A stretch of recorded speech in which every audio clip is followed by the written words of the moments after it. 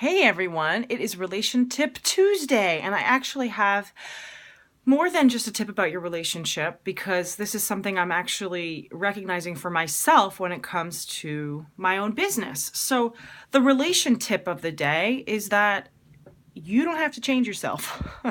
I know that sounds pretty straightforward and pretty obvious, and maybe you've heard it before, but this is something I've been helping couples do for a long time, which is to kind of strip away the outer layers that are sort of up as defenses or reactions or, ways of protecting themselves so that they can get in touch with who they really are and share that with their partner because that's who the person fell in love with in the first place, right? You can't, undo yourself or change yourself at your very core, at your very essence.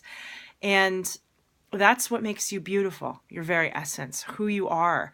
And so many people walk around trying to contort themselves and be somebody different. And maybe if they just, dressed a certain way, or all this just superficial nonsense, but it goes on deeper levels as well.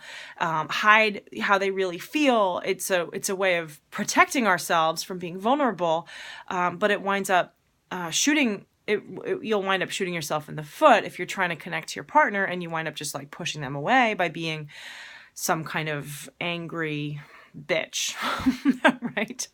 Even though that sort of feels safer. So I'm actually having this like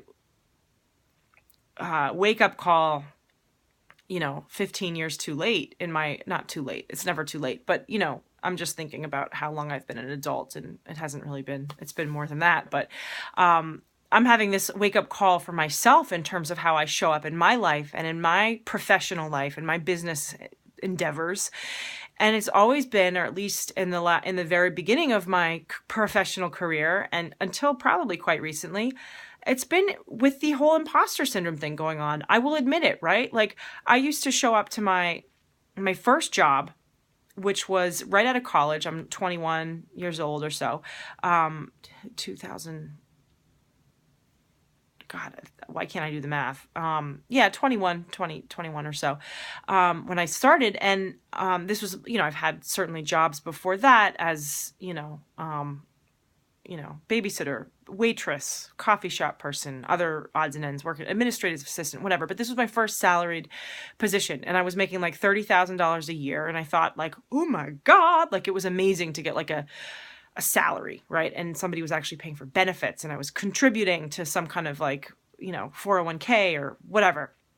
And I remember one of my supervisors was like, oh yeah, you get paid too little for what you do. You should be getting, at least 45k, 50k. And I was just like, whoa! Like that was like the biggest number I've ever heard of. Now, obviously since then, that's not a big number to me, but at that point it was huge. And I felt like I'm not worthy, right? And that's the thing.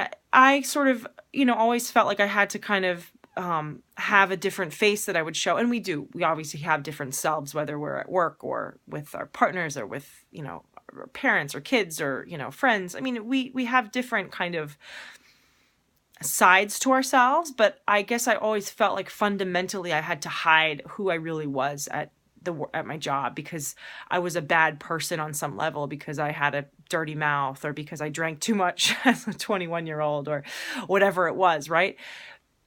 And I guess what I'm trying to say is the more we ease into who we really are and share that with the world, which is what I'm learning now more and more. And what I haven't really done so much as a shrink or a psychologist, because there's really not a place for that so much. The more effective that we're going to be in getting our work out there and helping other people as well. And this is sort of against the grain of what I learned to a certain extent as a psychologist, because, there's a place for also leaving yourself out of the picture and just sort of sharing your love with someone as well. Although that would probably be maybe looked down upon by some shrinks in the world as well. I don't know. Anyway, that's my 2 cents for today. Relation Tip Tuesday. In all of your relationships, just, be yourself. I know it's so cliche, but it's sort of, something that I'm learning to do more and more. And like these videos, for example, are one example. Like I'm just kind of like shooting from the hip and just saying what's on my mind. And I hope it's helpful. So that's my tip of the day. Thank you so much for watching. I'm also, learning that from other mentors and people around me, so it's not like I'm making it up, but it's what I do with couples ultimately. So be yourself in love. Don't change yourself. Don't change a thing. No, you can change yourself. You can change. We're always changing. We're always growing. We're always stretching.